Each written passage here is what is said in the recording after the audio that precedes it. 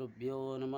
హరి ఓం శుక్లాంబరధరం విష్ణుం శశివర్ణం చతుర్భుజం ప్రసన్నవదనం ధ్యాయేత్ సర్వవిఘ్నోపశాంతయే.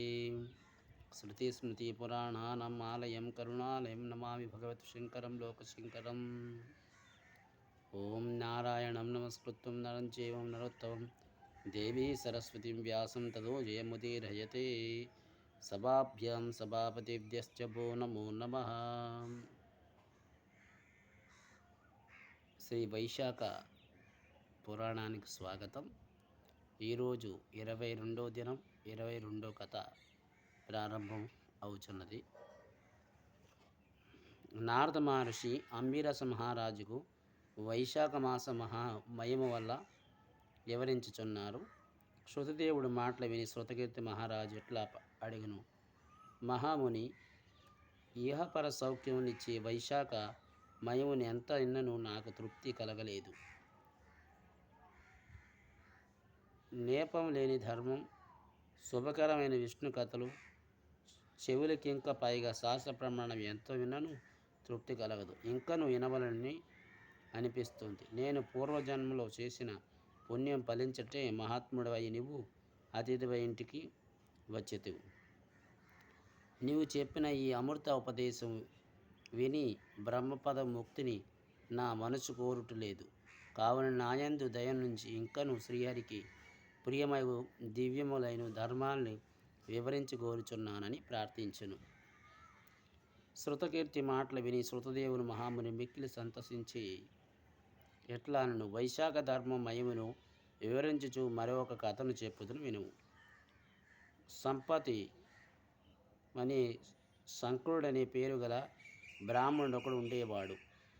అతడు ఒకప్పుడు బృహస్పతి సింహరాశిలో ఉండగా గోదావరి ప్రాంతమునకు వచ్చును. అతడు భీమారథి నదిను దాటి ముల్లురాలు గల అడవిలో ప్రయాణం చేయుచు వైశాఖ మాసం నందున ఎండను బాధితుడై మధ్యాహ్న సమయమున నలసియుక్త వృక్షము నీడలో కూర్చుండును. అప్పుడొక బోయవాడు వింటిని పట్టుకొని అతడు వచ్చును. అతడు దయాహీనుడు, సర్వప్రాణులకు హింసించేవాడు. సూర్యుని వలె ప్రకాశించి రత్నకుండలు ములు ధరించిన శంకుని పీడించి వాని వద్దనున్న కుండలను గొడుగును పౌరులు కమండం లాగుకొని తర్వాత నా బ్రాహ్మణుకు సొమ్మిని విడుచును. శంకుడు అతడి నుండి కదలును. ఎండకు కాలు కాలుచుండగా త్వరగా గడ్డి ఉన్న ప్రదేశాన్ని నిలుచును. చెట్లు నీళ్ళందు వెదికి నిలుచు త్వరగా పోవచ్చు మిక్కిలి బాధపడుచు ప్రయాణం కొనసాగించును. అతడు బాధపడుచు వెళ్ళి చుండగా బోయవానికి వాని అందు దయ కలుగును. వాని పాదకులను తిరిగి వానికి ఇచ్చి వలనని ఆలోచన కలుగును. దొంగతనంలో గ్రహింపబడిన వాడు శంకను పాదకులు తన నెయ్యి నివాసి అభిప్రాయం. ఆ కిరాతకుడు దయానంతుడై శంకుని నుండి తమ దొంగలించిన పాదకులు వానికి తిరిగి ఇచ్చును. ఇట్లా ఇచ్చుటి వలన నాకు కొంతమైన పుణ్యం కలుగుతుందని భావించును. శంకుడు కిరాతకుడు ఇచ్చిన పాదకులు ధరించి మిక్కిలి సంతృప్తిని పొందును. సుఖభయము వానికి ఆశీర్వదించును. వీని పుణ్యమే పరిపక్వమై వైశాఖ మున నితడు దుర్బుద్ధియగు కిరాతకుడైన పాదకులు ఇచ్చిన వీనికి శ్రీహరి ప్రసన్నుడై వైశాఖమును ఇట్లు బుద్ధి కలిగించిన పలుకును. ఇప్పుడు పాదకులను ధరించిన మిక్కిలి సుఖంతిని నాకిట్టి సంతృప్తి కలిగించిన నీవు సుఖం నుండుగా అని వానికి ఆశీర్వదించును. కిరాతుడును శంకుని మాటలు విని ఆశ్చర్యపడును. నీ నుండి దోసుకున్న దాన్ని నీకు తిరిగిచ్చి తిని ఇందువలన నాకు ఎట్లా పుణ్యం వచ్చునని వైశాఖములో శ్రీహరి సంతోషించే నియములు ఉన్నావా ఇనే విషయం వివరింపమని శంకును ప్రార్థించును. శంకును కిరాతునికి పలుకులు ఆశ్చర్యపడి, భోగం గల ఈ కిరాతకుడు నీవెట్లా నా నుండి దొంగలించిన పాదకులను తిరిగి ఇచ్చి ఎట్లా వైశాఖమయ మహత్యాన్ని అడుగుతూ శ్రీహరి మయమైన వైశాఖమును మరలి వెచ్చుతును.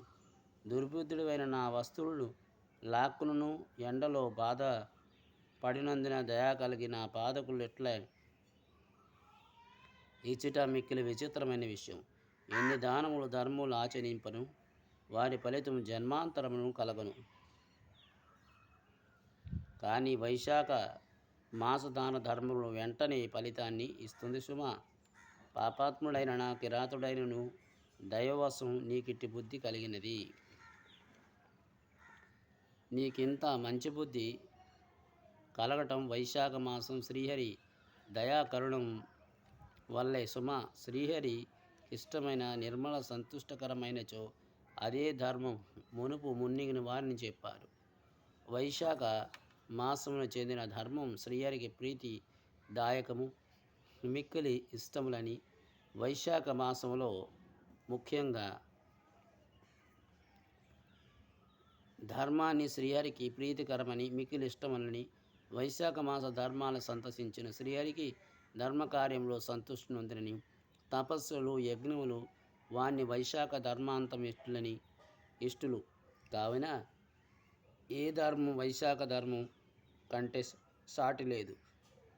వైశాఖ మునుకు కురుక్షేత్రమును, ప్రవాసమునకు శమంతకమును, గోదావరి కృష్ణాది హేతువునకు ఎచటకు ఏ పుణ్యక్షేత్రమును పవిత్ర నదిని ఎచటికిని పోనక్కర్లేదు. వైశాఖ వ్రత వివరణ ప్రసంగం గంగానది కంటే పవిత్రమైనది. ఈ నదిలో స్నానం చేసేవారికి, ఈ ప్రసంగం వినేవారికి శ్రీహరి ప్రత్యక్షం. ఎంతో ధనమును ఖర్చు పెట్టినను, ఎన్ని దానములు చేసినను, ఎన్ని యాగాది చేసిన స్వల్పం భక్తిపూర్వకమైన వైశాఖ ధర్మం వలన వచ్చే పుణ్యానికి సాటి లేదు. కావున ఈ పవిత్రమైన వైశాఖ మాసమును నాకు పదుకము నీయవలనని నీకు అనిపించున్నది.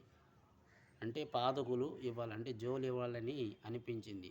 ఈ మాసమంతా గొప్పది కావున దీనికి మాతమాసం అనే పేరు వచ్చినది.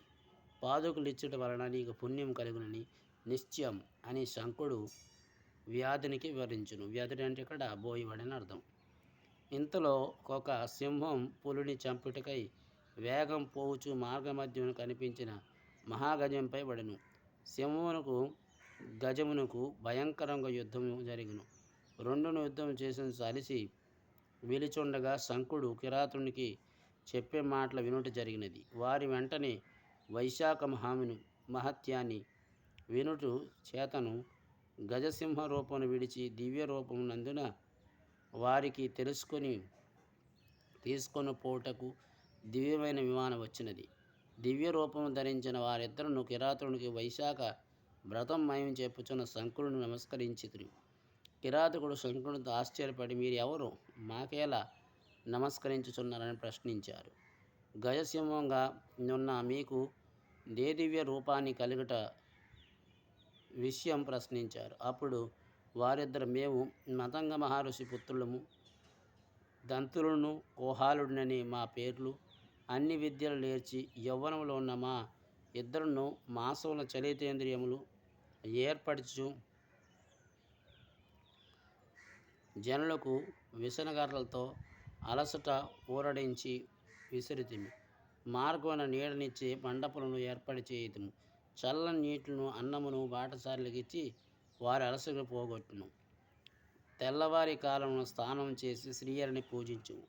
శ్రీహరి కథలు వినుట చెప్పుట అని మాకు బహు విధములుగా చెప్పారు. ఆ మాటలు విని మేము కోపగించితిము. అతడు చెప్పిన ధర్మాలు నాచరింపలేదు. పైగా మా తండ్రి మాటలు తిరస్కరించి మాకు తోచినట్లు నిర్లక్ష్యంగా సమాధానం ఇచ్చితిని. ధర్మాలసుడైన మా తండ్రి మా అవినయమునకు నిర్లక్ష్యముకు కోపించి ధర్మ విముఖులై పుత్రునికి వ్యతిరేకమే బాలుని భార్యల దుష్టులు శిక్షించ రాజులు వెంటనే విడవలని, చాణక్యుని వలనే ప్రేమ వలనే ధన లోభమైన పైన చెప్పిన అకార్యములను చేసేచు సూర్య చంద్రులున్నంత వరకు పెక్కు కాలం నరకములు అనిపించునని. కావున నా మాటలు విను. క్రోధావేశములతో వ్యవహరించుచున్న వేరే దళంపదు సింహముగా, కుహాలుడు గజముగా చిరకాలం అడవిలో నుండినని మమ్ము శపించును. పశ్చాత్తు నొందిన మేము ప్రార్థింపగా జాలిపడిన మా తండ్రి కొంతకాలమునకు వీరిద్దరను ఒకరిని ఒకరు చంపుకోబడును. అప్పుడు మీరిద్దరూ కలిసి నొందురు. ఆ సమయంలో కిరాతకుడు శంకుడనే బ్రాహ్మణునితో వైశాఖ ధర్మాన్ని గూడి చర్చించుచును.